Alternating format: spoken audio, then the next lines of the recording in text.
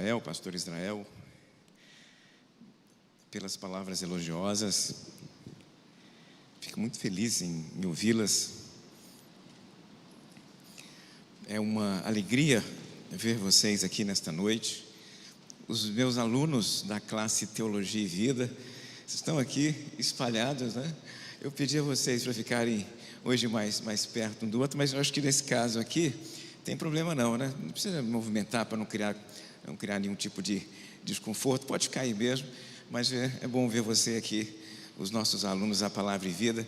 E eu queria dizer um negócio para você. Realmente, essa experiência de escola bíblica dominical, ela é única. A gente conhece as pessoas, nós aprendemos coisas sobre as pessoas que não conseguimos aprender de outra maneira. E neste espaço, que é o espaço da escola bíblica, relacionamentos são construídos, as pessoas se tornam mais próximas umas das outras, há um desejo de ajudar o outro a crescer.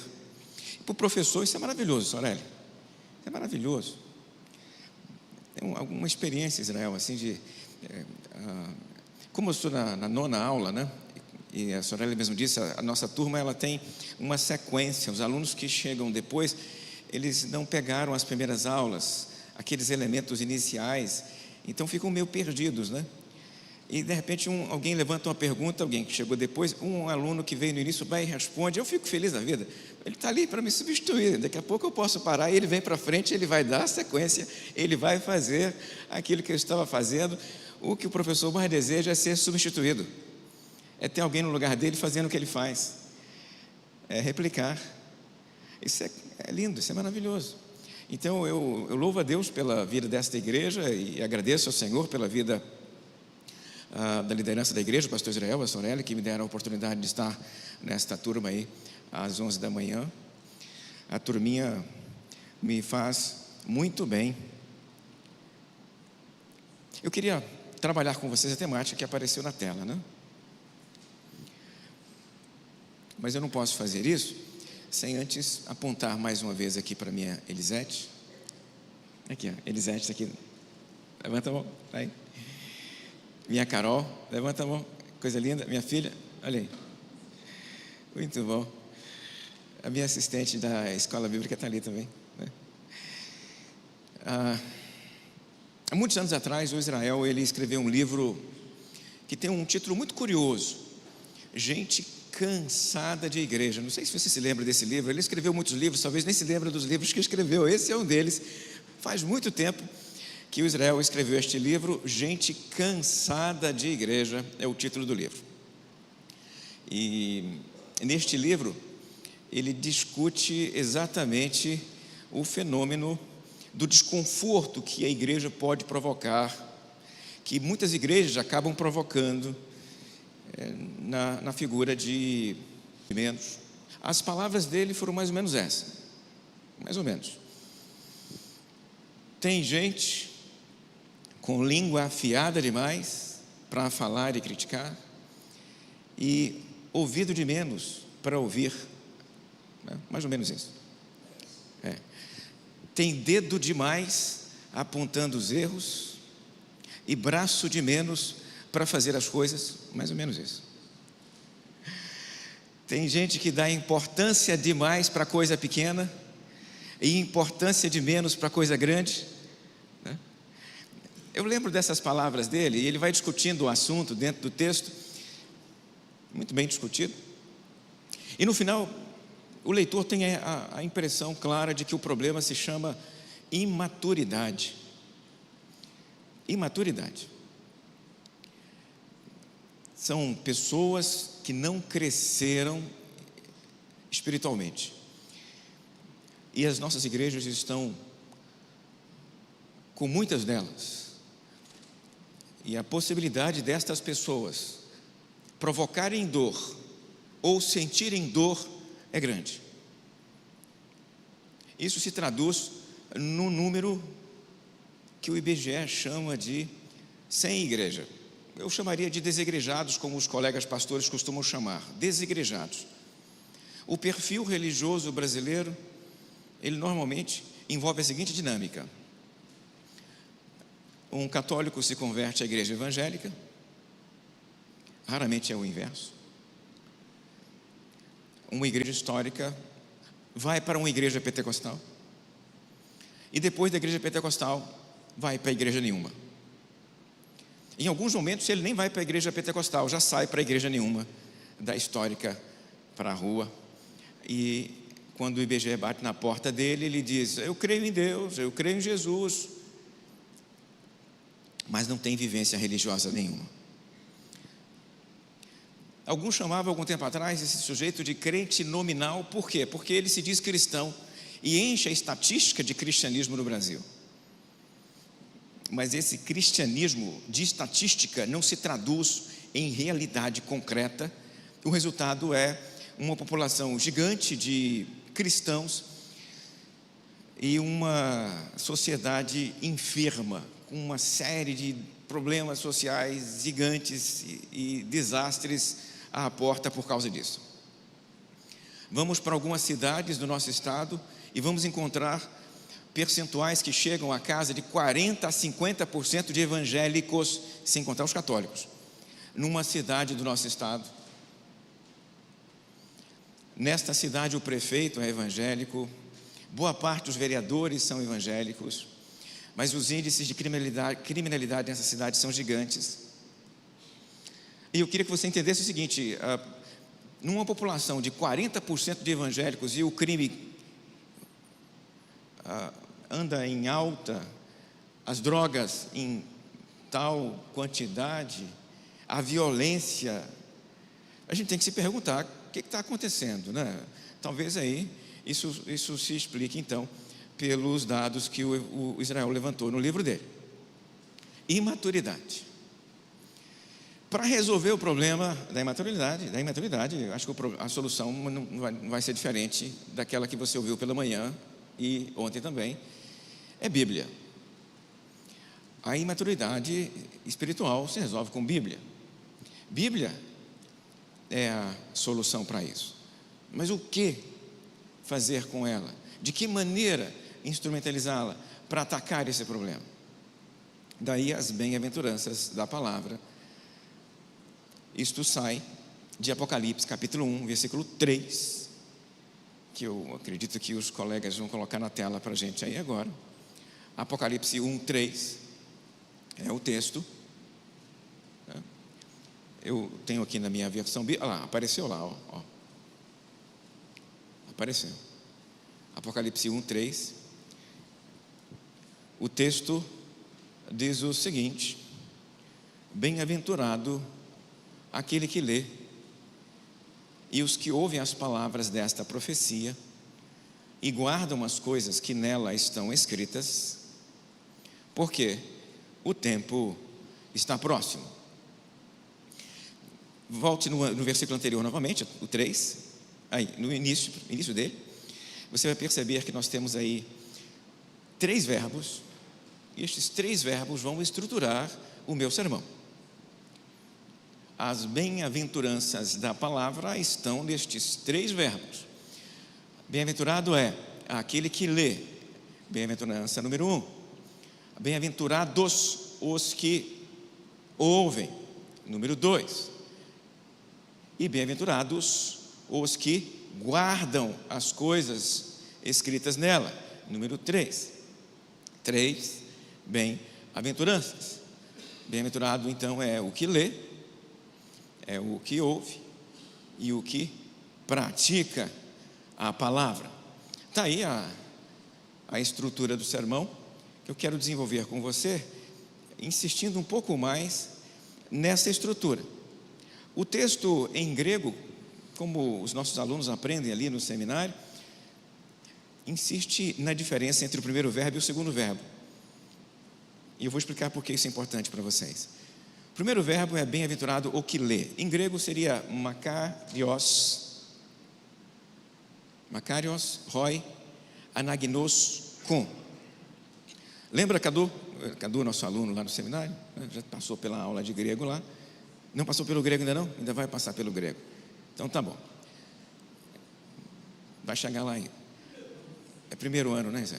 Makarios, anagnoskon. Isso é singular, tá? Feliz é o que lê. Entenda essa expressão como uma declaração de uma promessa de felicidade, tá? Seja feliz o que lê. Não apenas como é feliz o que lê, mas é um desejo, é uma bênção que o texto bíblico está entregando e deixando com o leitor. Feliz o que lê. Seja feliz aquele que lê. Ok, primeira bênção está aí, tá?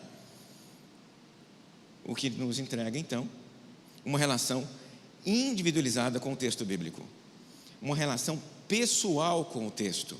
Feliz então é aquele que individualmente, pessoalmente, se debruça sobre o texto, sem intermediação, sem intermediários. É você e o texto. Esta é aqui a bem-aventurança.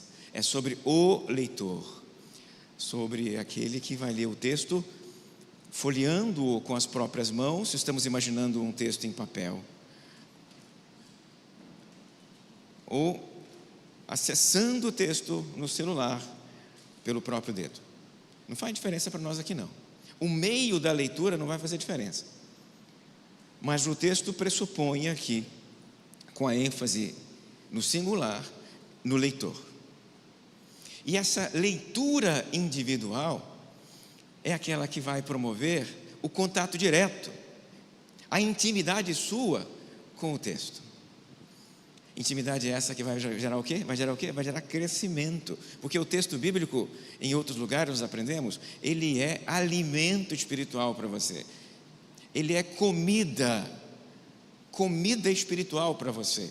Não dá para você se alimentar de forma terceirizada do texto, porque ele é alimento. Meu querido, essa metáfora da alimentação já usei várias vezes aqui deste púlpito e eu gosto dela, ela é muito interessante para explicar o que eu estou dizendo para você. A Bíblia é alimento espiritual, quer dizer que ela foi entregue por Deus para fortalecer você e entregar a você aquilo que o seu espírito precisa para se desenvolver, para crescer, para ganhar em estatura na direção do varão perfeito que é Jesus Cristo nosso Senhor. Está lá o modelo, está aqui você, o modelo está lá. Isso implica que à medida que você se alimenta, você cresce, você se desenvolve, você cresce e está se aproximando deste ideal, apesar de nunca alcançá-lo em vida. Mas está lá o ideal, o meu ideal está lá, marquei na parede onde eu quero chegar, e não há atalhos para isso. Por isso a ênfase no singular aqui, leitura individualizada, leitura direta. Como você não pode comer por terceiros, alguém não pode comer no seu lugar, alguém não pode se alimentar por você, da mesma maneira, diretamente. O seu pai não vai poder fazer a leitura por você, a sua mãe não vai poder fazer a leitura por você. É você que faz esta leitura, é você que come, é você que se alimenta. Neste caso, a falta do alimento produz o quê? Produz a falta do crescimento, produz a imaturidade. Igrejas cheias de crianças espirituais, igrejas cheias de crentes mimados, igrejas cheias de pessoas que não se desenvolvem espiritualmente. Por quê? Porque não comem direito, porque não se alimentam apropriadamente. Você não vai se desenvolver desse jeito, não adianta.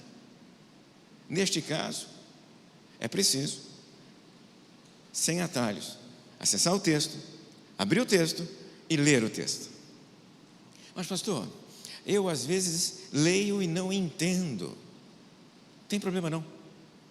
Que os meus alunos de exegese e de hermenêutica no seminário não me ouçam, mas não precisa nem entender. Eu lembro a você de uma passagem bíblica de Atos capítulo 8, em que o eunuco está numa caravana lendo o texto na sua carruagem, e aí ele está lendo o Isaías e não entendeu direito o Isaías, e aí alguém para perto dele, ele está lendo o texto, mas não entendeu o que leu. A bênção do Senhor não depende da sua apreensão cognitiva. Você me compreende aqui? Se ela dependesse da sua apreensão cognitiva, aqueles que são mais simples e humildes, os iletrados, os analfabetos, os professores universitários estariam numa classe acima em termos de espiritualidade, correto? Mas não é assim que funciona a vida cristã. Conheço muita gente da roça, gente simples, que mal lê, que dá de banho nos letrados e nos sábios das nossas colinas. José é o sábio, eu nasci lá na roça, de onde temos companheiro aqui, nós crescemos juntos ali na roça, não é? Andamos a cavalo juntos, inclusive. E ele se lembra das nossas congregações lá em Mantena. Gente que mal sabia ler quando sabia Israel. Na roça, Sorelli, plantamos igrejas na roça, zona rural. As pessoas não são alfabetizadas. Papai e mamãe frequentaram aquela escola de roça. Aquela escolinha de roça ali ensina a pessoa a assinar o próprio nome e parar aí por aí, não vai passar disso.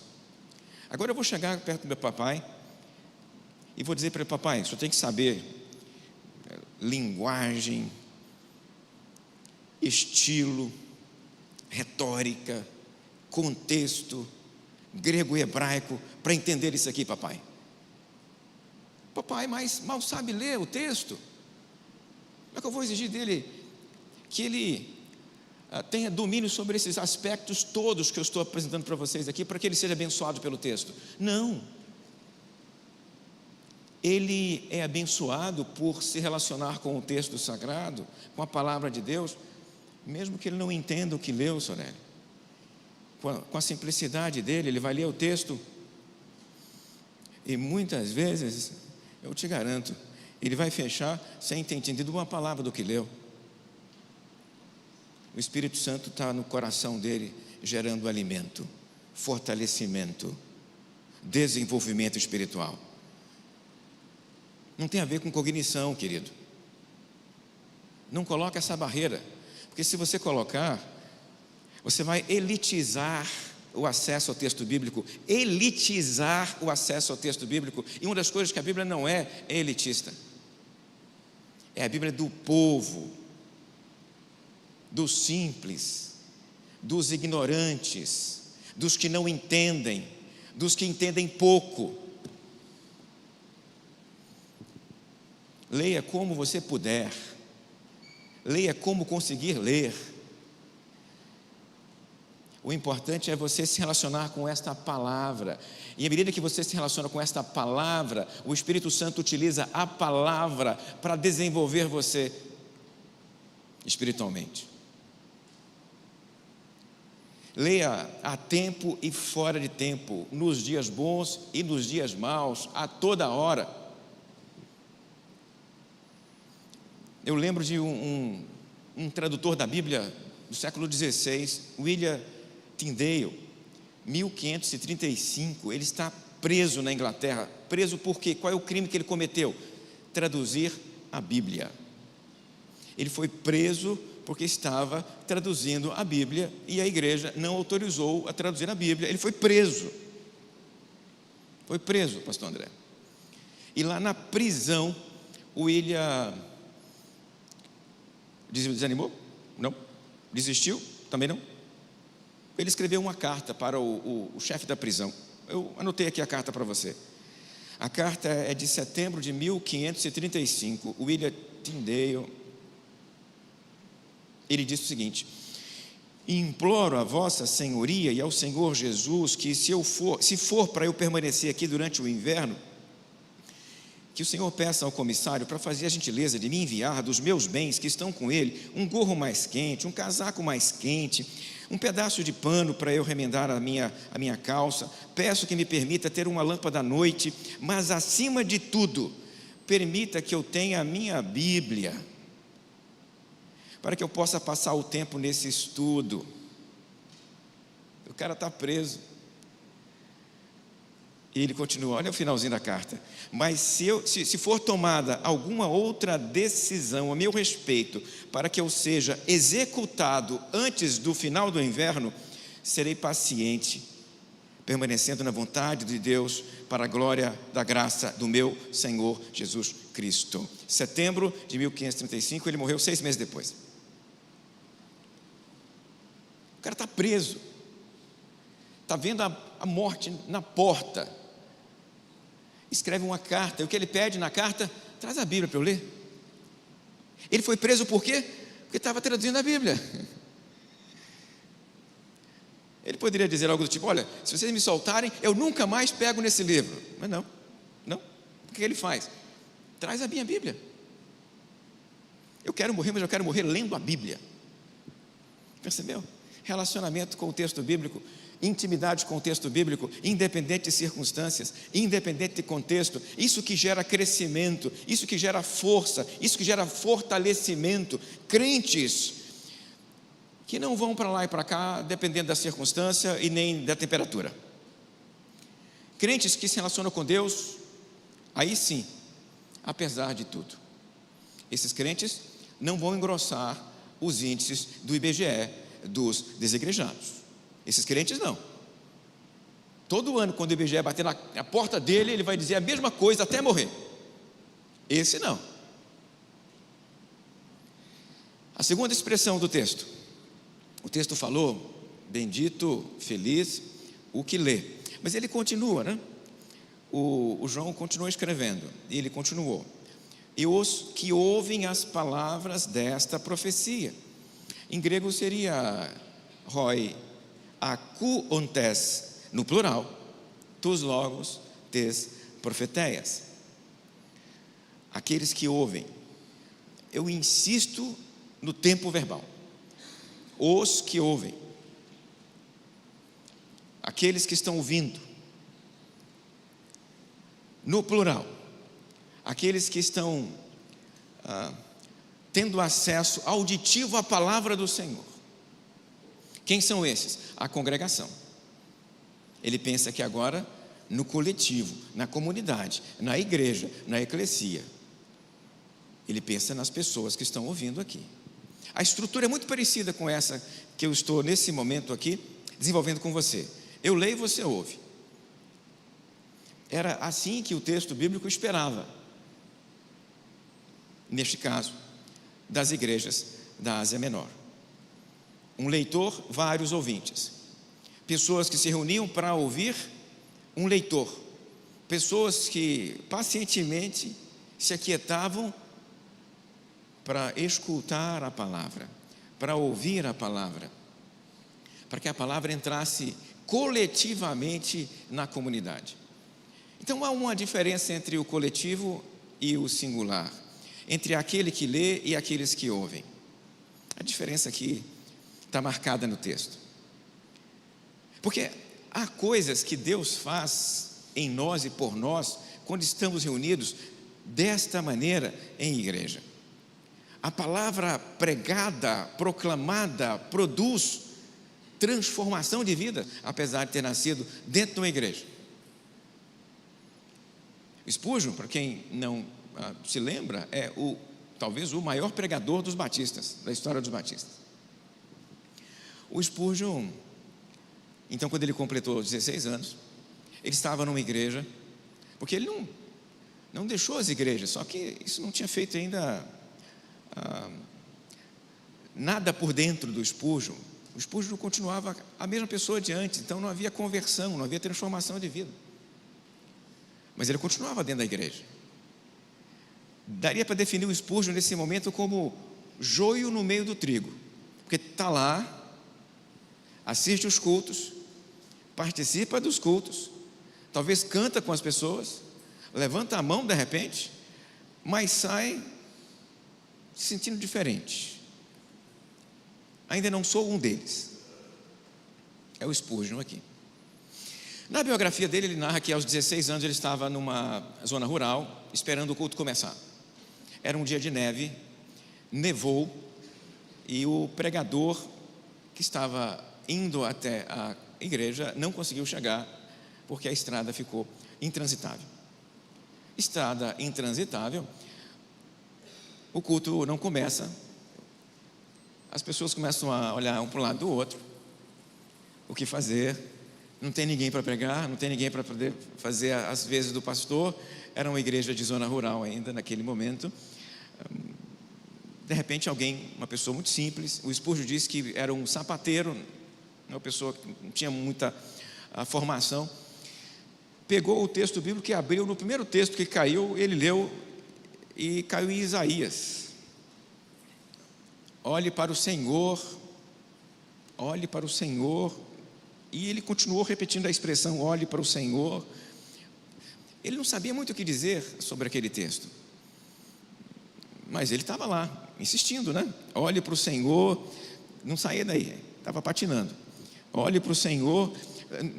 Quando o pregador percebeu que não ia conseguir fazer muito mais coisa com esse texto, além de olhe para o Senhor, ele fechou o texto e resolveu fazer um apelo.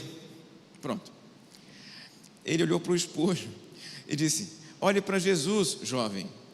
O Spurgeon disse que Deus naquele momento o quebrou de tal maneira que ele caiu no chão chorando, foi à frente, arrependido, e se converteu. E 2 anos depois ele estava pregando a palavra numa outra igreja de zona rural. Aos 18 anos ele já era pregador da palavra. Se converteu aos 16 por um sermão de alguém que não sabia pregar, que só repetia o texto: olhe para o Senhor, olhe para o Senhor, olhe para o Senhor. Você percebe o que a palavra faz? Ela é poderosa para agir em nosso meio. Ela é poderosa para provocar e para mover as coisas entre nós. A palavra faz, a palavra provoca, a palavra produz coisas entre nós. Eu queria que você entendesse que nesse caso, em alguns momentos, bastava ler a palavra, fechar a Bíblia e fazer o apelo. Eu até desafio algumas pessoas, de repente, né, se você está com alguma dificuldade, algum medo, foi convidado para pregar em algum lugar, não tem problema não, faça igual o pregador do Spurgeon, lê o texto bíblico, repete 2, 3 vezes, faz o apelo, é o suficiente. Ela não precisa de nós, a palavra não precisa de nós não, Sorelli. Nós somos descartáveis aqui. A palavra, nós somos um canal muito rudimentar.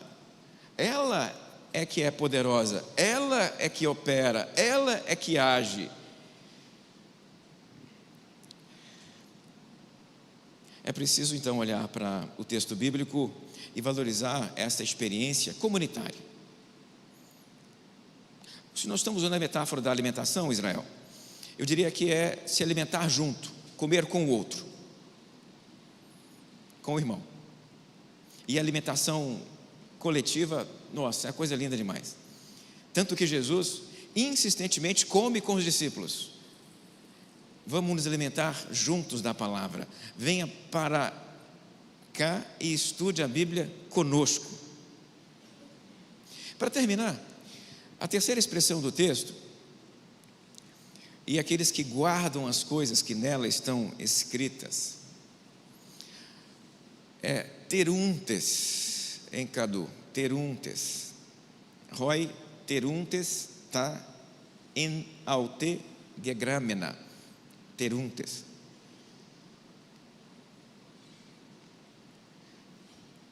O que quer dizer isso? Aqueles que guardam. Evidentemente, ler e ouvir não é o suficiente. É preciso praticar, é preciso colocar em prática, é preciso desenvolver a palavra.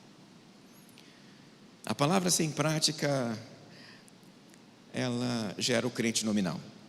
A palavra sem a operação gera o índice do IBGE. Eu lembrei de uma expressão do cinema aqui agora. O pessoal que assistiu Matrix vai se lembrar que tem um momento em que aquele personagem, o Morfeu, fala para o Neo a seguinte frase, né? O pessoal do Matrix se lembra da frase. A frase é a seguinte: entender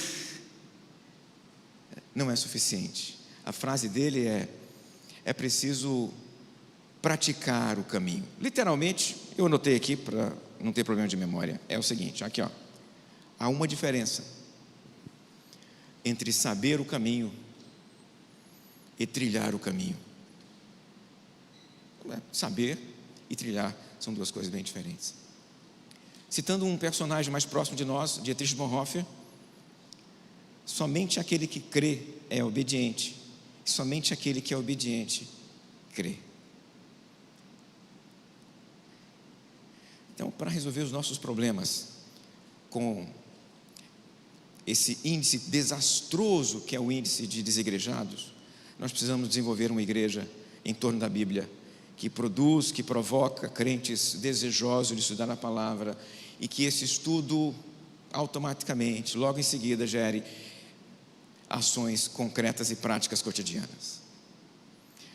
A última expressão desse texto, a última delas, está no finalzinho, foi traduzida. Pode colocar de volta o finalzinho do texto, por favor, na tela, para mim aqui? O finalzinho do texto: porque o tempo está próximo. É a conclusão. O texto grego seria rogar, kairos, engus. Eu vou traduzir um pouquinho diferente, Israel. Em vez de o tempo estar próximo, eu vou traduzir como o tempo é curto. O tempo é curto me ajuda a explicar mais a relevância desse final para as 3 bênçãos anteriores.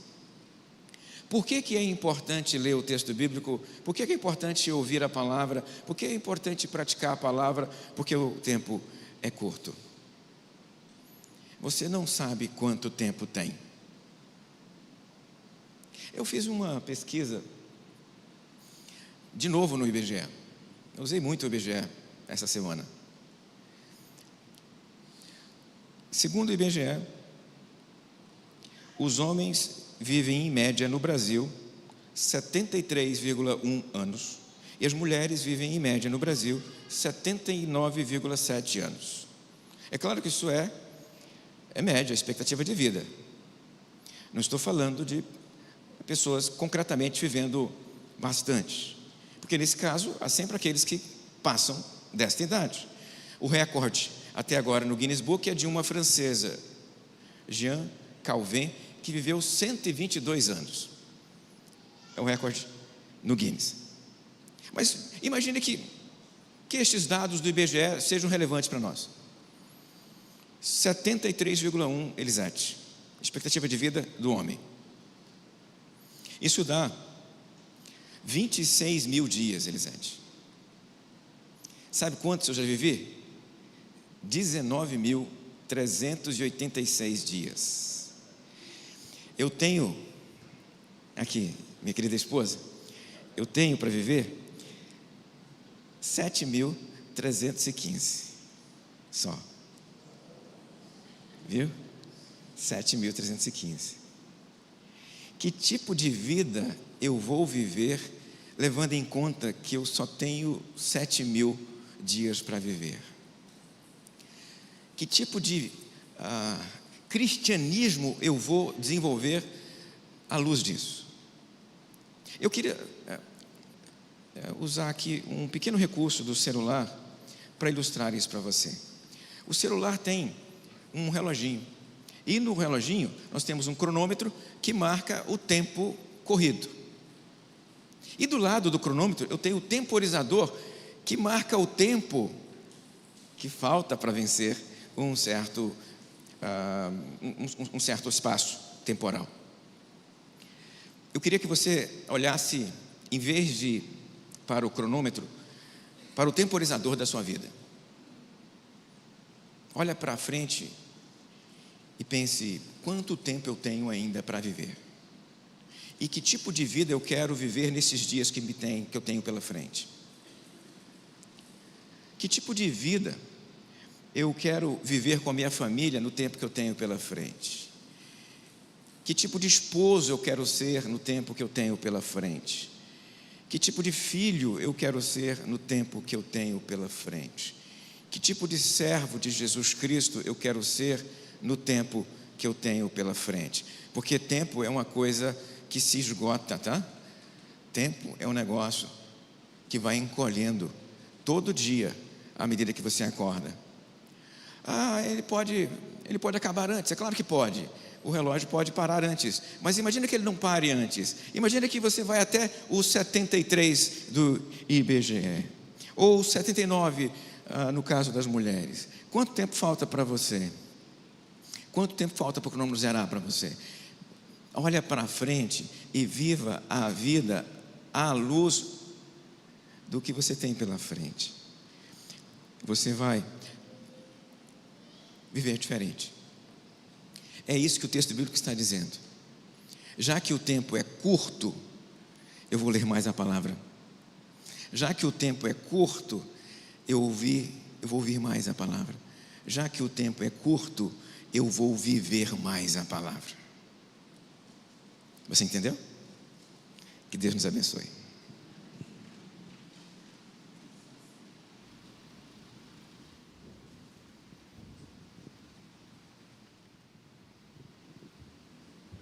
Como nós brincamos, né?